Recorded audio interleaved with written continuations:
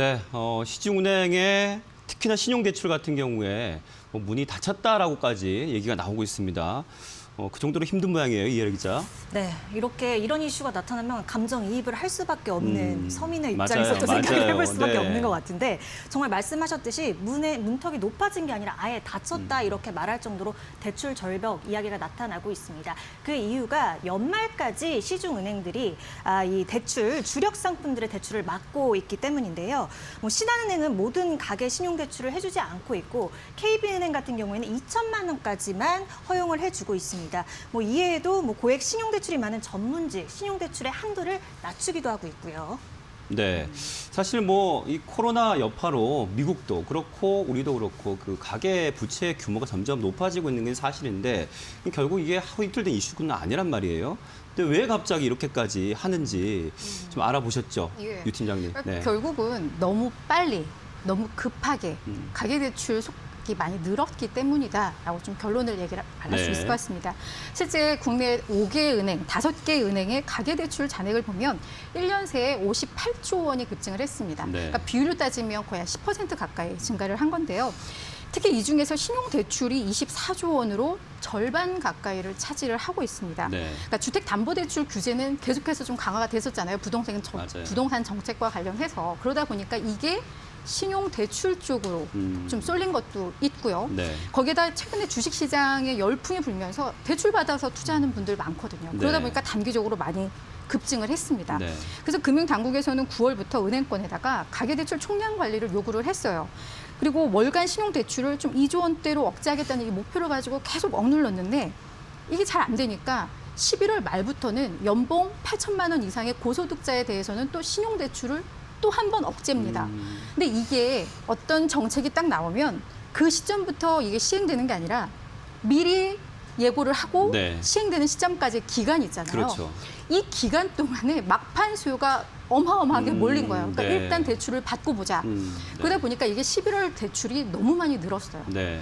그래서 이제 결국은 금융권에서 가계대출 담당 임원들을 불러서 경고하고 이러다 보니까 결국 연말에는 그냥 신용대출을 닫아버린 뭐 이런 결과가 나왔다라고 좀 해석을 하시면 될 것 같고 네.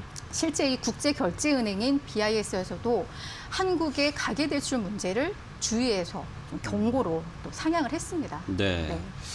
참 우리 쉽게 말했던 영끌 비투가 결국 이런 결과를 초래했나라는 생각도 하게 되는 부분인데 사실 지금 코로나 여파로 뭐 소상공인 여러분 또 뭐 자영업자분들 지금 생계가 너무 힘든데 이런 상황에서는 이중고가 아니지 않을까 이런 생각 듭니다. 네, 맞습니다. 부작용은 어떻습니까? 네, 좀? 많이들 피해를 좀 겪고 계시겠죠. 네. 말씀하셨듯이 뭐 코로나 시국에 소상공인이라든지 임차인분들 네. 그리고 말씀드렸던 뭐 전문직, 자영업자 할 거 없이 조금 이 상황에 힘듦을 느끼고 있는 모습입니다.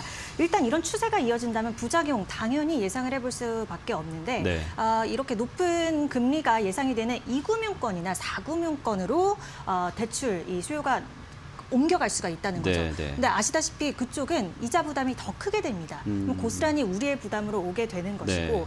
또 이쪽 이금융권의 가계대출이 또 늘어나게 된다면 그쪽에 규제가 들어가면 서민들은 정말 갈 곳이 막히는 거죠. 그래서 이 이금융권의 대출액이 어느 정도가 되나 그래서 우려할 수준인가라고 살펴봤더니 11월이 한 4조 7천억 원 정도 대출액이 나갔습니다. 네. 이것이 연간 대출하는 액수 절반을 이미 넘은 수치인데 그만큼 이금융권에서 11월 한 달만 해도 많이 대출을 했다는 거죠.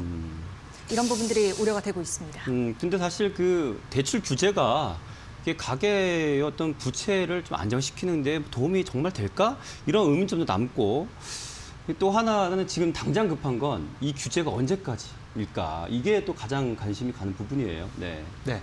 일단은 이번 지금 나오고 있는 이야기는 이번 연말까지라고 보시면 되겠습니다. 네. 연말까지 대출이 규제되는 그런 상황이라고 보시면 되겠고 거기다가 서민금융지원 대출, 뭐 예를 들어서 새희망홀씨나 사이톨 중금리 대출 같은 이 서민금융지원 상품들은 정상적으로 취급이 되고 있으니까 네. 그런 부분 참고하시면 되겠고요. 어쨌든 연말까지 이렇게 그 대출 규제가 있다 보니까 1월에는 그러면 다시 또 신규 대출 수요가 몰리는 것 아니냐 뭐 이런 관측까지 나오고 있고요.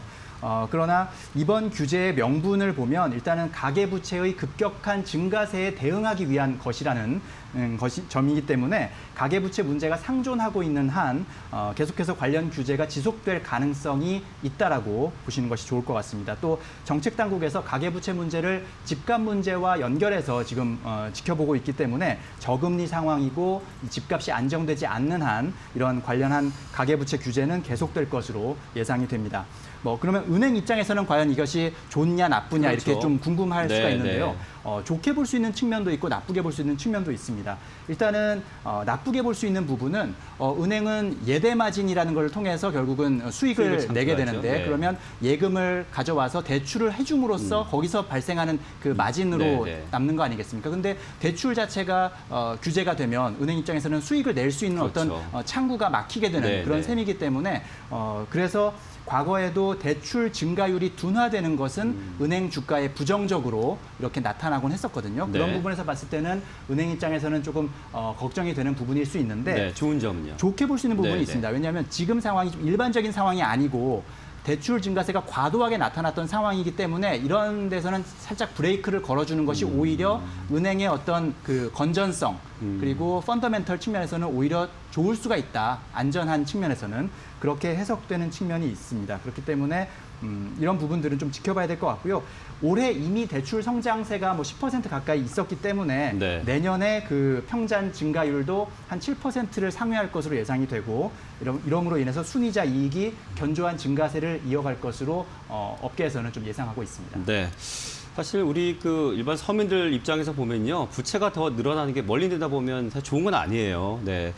하지만 당장 돈은 필요하고 대출은 안 되고 이 서민들의 삶이 좀 강팍해질 것 같다라는 생각에 좀 마음은 무겁습니다.